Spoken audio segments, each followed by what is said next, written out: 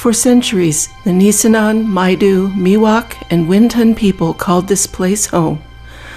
Once called Kumsayo by the Nisenan, it is now known as the American River. This beautiful valley provided wildlife, fish, and 6 species of oak, which provided a large part of the native people's diet.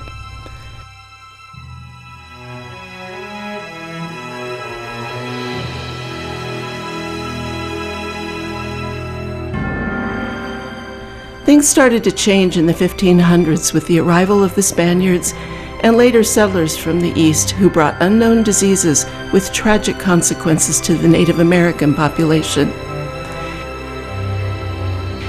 In 1848, the discovery of gold in the tail race of a sawmill under construction became one of the most historically significant events of the 19th century, certainly in the West, the nation, and arguably the world. During the period that followed, Coloma was a town of around 5,000 with hotels, stores, eateries, saloons, and a school. The 1850s saw 2 churches built, and they stand yet today. In 2024, the population of this historic place is just under 300. There are buildings in Coloma that were built over 170 years ago, and to lose such a part of history would be tragic. This series of programs highlights the preservation of the history and culture of Coloma.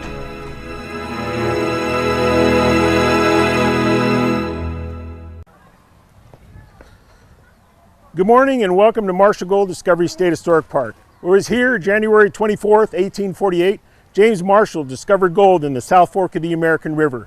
And it was that time that set off the California Gold Rush, where people from all over the world came to California to strike it rich. Today, people still come from all over the world to understand how their culture influenced early California history. Today, we're going to take some time and we're going to understand how we preserve that history. We're going to take me to the carpenter shop and some of the buildings that we have here and some of the work that we've done over the past several years. My name is Barry Smith, Chief Ranger for California State Parks Goldfields District. Welcome again to Marshall Gold Discovery State Historic Park.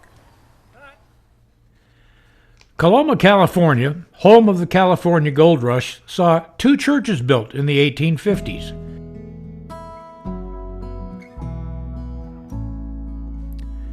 The Emmanuel Church, built in the mid-1850s, has the distinction of being the oldest Episcopalian church in Northern California.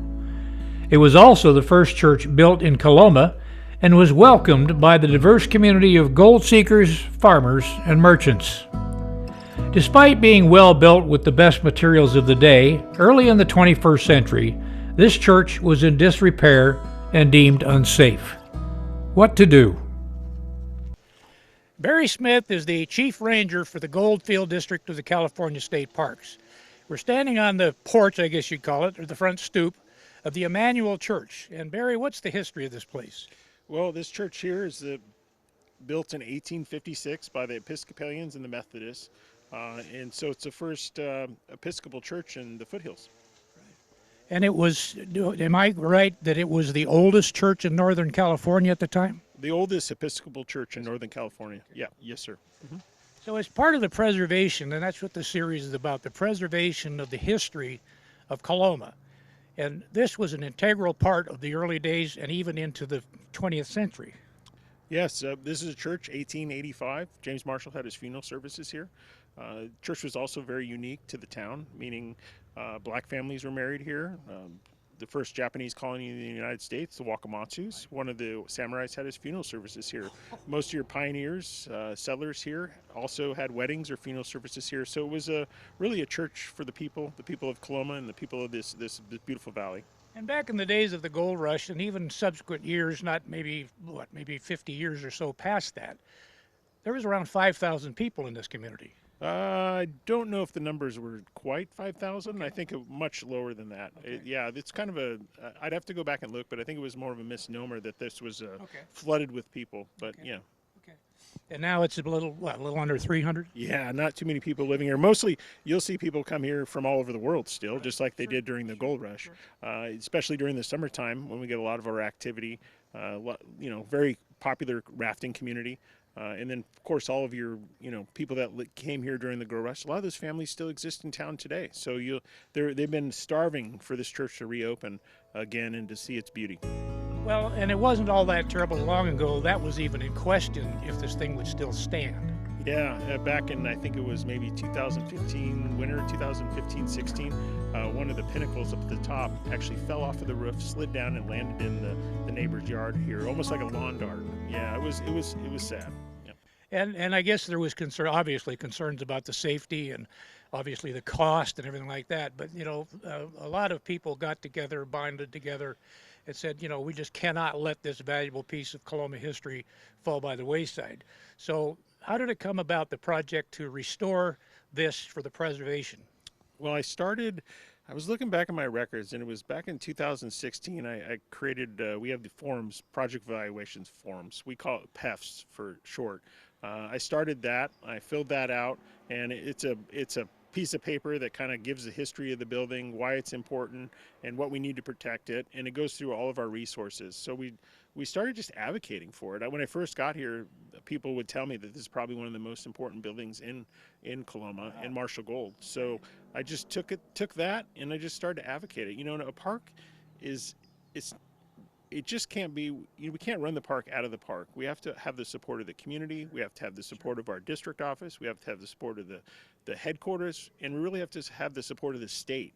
Right. And if this building's falling over and you don't know it's falling over, then how is it important to you? So it was important for us to get that word out, how important this building was, how it was used so uniquely throughout time.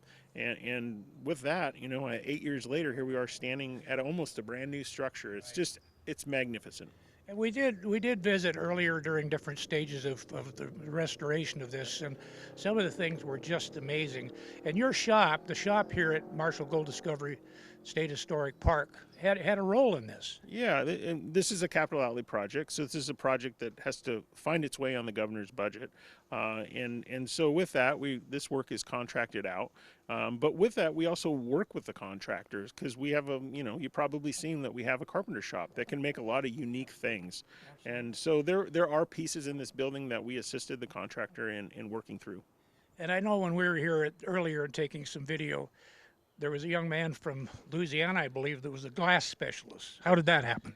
Well, he just happened to come out to California. He was looking. I think his family worked for Walmart and actually built Walmart facilities back east, and the work was kind of thinning out. So he came to California, and that's where he, the techniques and the precision that he had in painting and glass.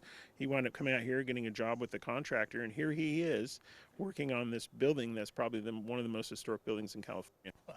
And he was a delightful young man. We did get a chance to talk to him. But so let's talk about where we are now. Well, we're standing at the front steps of the Emmanuel Church. And it's been 8 years.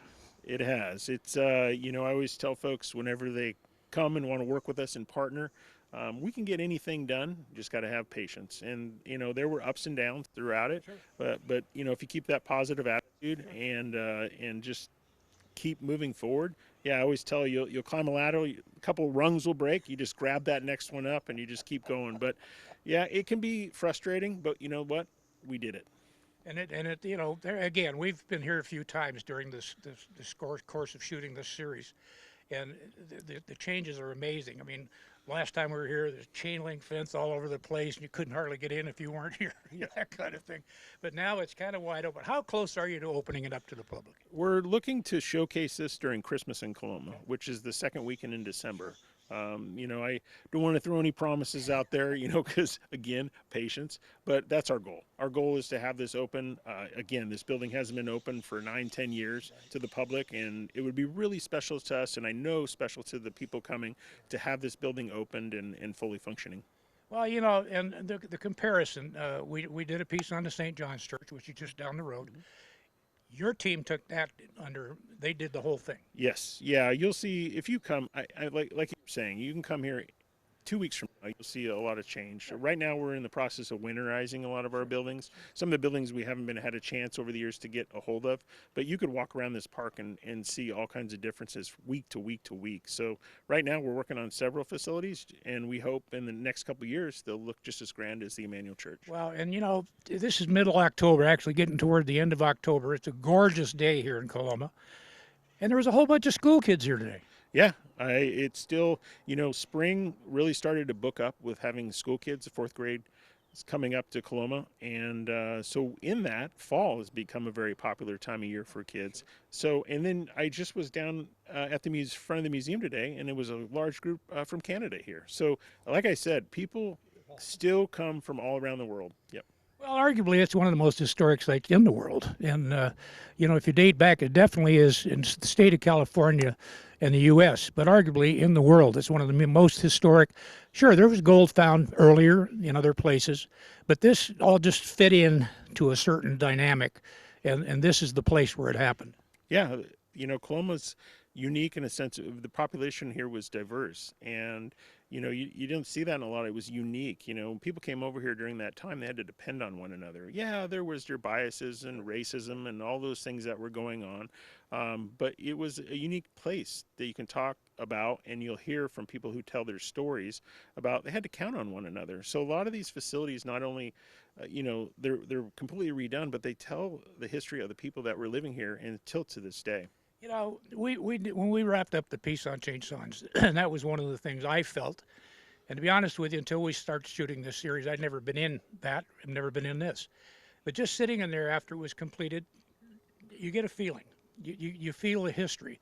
And I'm sure this will be the same way. So, Barry, to you, your team, the contractors who I know you carefully vetted, and to me, it looks like they've done a marvelous job. So what's left?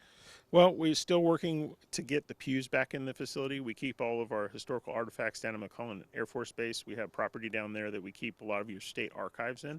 And so anything that we took out of this building went down there. So we're working on that. We're working on the landscape. So if you were to come back in a couple weeks, you're probably going to see a big change out in front here. But all the little details.